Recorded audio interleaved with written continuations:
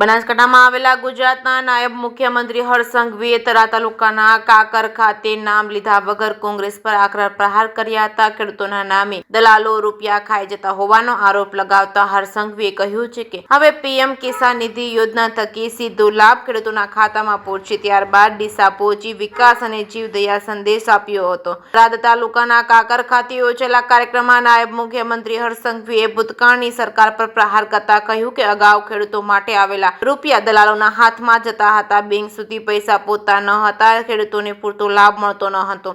હર્ષ સંઘવીએ જણાવ્યું છે કે હવે પરિસ્થિતિ બદલાય છે. પીએમ કિસાન નિધિ યોજના દ્વારા સીધો હપ્તો ખેડૂતોના ખાતામાં જમા થાય છે. તેમણે ઉમેર્યું હતું કે બનાસકાંઠામાં નર્મદાની નહેર અને ભાજપના કાર્યકરોની મહેનતના કારણે વિકાસની લહેર જોવા મળી રહી છે.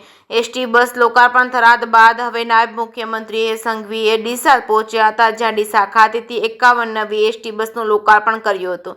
બનાસકાંઠા જિલ્લાને મળેલી આ 51 નવી બસોથી મુસાફરોને વધુ સુવિધા અને સરળ મુસાફરી મળશે. ડીસાના રાજપુર પાંજરાપોળ ખાતે નાયબ મુખ્યમંત્રી હર્ષ સંઘવીએ ગૌભક્તો અને સ્વર્ગસ્થ જીવદયા પ્રેમી ભરતભાઈ કોઠારીના પરિવાર દ્વારા સન્માન કરવામાં આવ્યું હતું. આ પ્રસંગે હર્ષ સંઘવીના હસ્તે સ્વર્ગસ્થ ભરતભાઈ કોઠારી સ્મૃતિ સ્મારકનું અનાવરણ કરવામાં આવ્યું હતું. કાર્યક્રમ દરમિયાન હર્ષ સંઘવીએ જીવદયા અંગે કડક સંદેશો આપતા કહ્યું કે જીવદયા લાગણી નહીં પરંતુ લડાઈ છે. તેમણે સ્પષ્ટ શબ્દોમાં જણાવ્યું હતું કે ગૌ હત્યાઓને કડક સજા થશે અને ગમે તેટલા મોટા વકીલ આવે તો પણ જામીન નહીં અપાવી શકે. છેલ્લા 2 વર્ષમાં 22 જેટલા ચુકાદાઓ આવ્યા હોવાનું જણાવી તેમણે કહ્યું હતું કે ગૌ હત્યા રોકવા માટે પંચમહાલ જિલ્લામાં ખાસ પોલીસ સેલ બનાવવામાં આવ્યો છે. એક તરફ ખેડૂતો માટે સીધો લાભ પહોંચાડવાની વાત હોય તો કે બીજી તરફ જીવદયા માટે કડક કાર્યવાહીનો સંદેશો. બનાસકાંઠાના પ્રવાસ દરમિયાન નાયબ મુખ્યમંત્રી હર્ષ સંઘવીએ વિકાસને કડક શાસન બંનેનો સંદેશો આપ્યો હતો.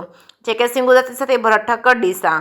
આજે જીવદયા વીર ભરતભાઈ કોઠારીને પ્રતિમાનું અનાવરણ કાર્યક્રમમાં આવવાનું થયું. વહેલી સવારથી બનાસકાંઠામાં અનેક કાર્યક્રમોમાં જોડાવાનો અવસર પ્રાપ્ત થયો. મેલડિયાજીના વિકાસ કાર્યોના ખાતમુહૂર્તની વાત હોય કે પછી નવી 51 બસો થકી બનાસકાંઠા અને ઉત્તર ગુજરાતના નાગરિકો માટે અવર જવર માટે એમને ગામથી શહેરો સુધી, શહેરથી ગામો સુધી વિદ્યાર્થીઓને બનવા માટે આ નવી બસોનું લોકાર્પણ કરવા આદરણીય મંત્રી શ્રી પ્રવીણભાઈ માલી અને અમે લોકોએ કર્યું. અને જીવદયા વીર ભરતભાઈ કોઠારીનું આપણે જોયું કે પ્રતિમાનું બી હમણાં લોકાર્પણ કરવામાં આવ્યું છે.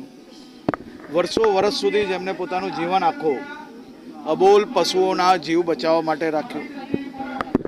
અડધી રાત્રે હાઈવે પર છરા લઈને નીકળેલા ગૌ હત્યારાઓની સામે લડવાની વાત હોય કે પછી એમને બચાવીને એમના રક્ષણ માટે એમને પાંજરાપોળના માધ્યમથી એમને સારું જીવન આપવાની વાત હોય, આ બધા જ કાર્યોમાં એમને ખૂબ અદ્ભુત કામગીરી કરી છે. અને ગુજરાતની આ ભારતીય જનતા પાર્ટીની સરકારના સ્પષ્ટ વિચારો છે કે ગૌ હત્યારાઓને છોડશો નહીં. ગમે તે ખૂણે, ગમે તે ગામમાં જઈને છુપાય, પકડીને લાવીને સીધા બી કરશો અને સજા બી અપાવીશો. આ વર્ષે ઐતિહાસિક ચુકાદાઓ આવ્યા છે.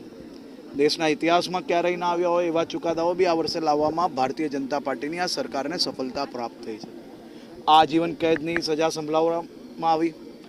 આ ગૌ હત્યારાઓ આ જીવન સુધી જેલમાં સડશે, જેલમાં રહેવું પડશે, એ પ્રકારની પરિસ્થિતિઓ કરવામાં આવશે. એક પછી એક કેસોની પાછળ આખી સરકાર લાગી છે.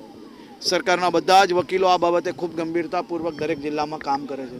આપણે પોલીસમાં બી એક નવો પ્રયાસ કર્યો છે. પંચમહાલ જિલ્લાની અંદર ગૌ હત્યારાઓને રોકવા, ટોકવા અને ક્યાંય ને ક્યાંયથી પકડીને લાવવા અને ગૌ હત્યામાં જોડાયેલા લોકો ઉપર વોચ રાખવા માટે, ગાય માતાને બચાવવા માટે, ગૌ હત્યા રોકવા માટે એક નવી સ્ક્વોડ બનાવવામાં આવી છે.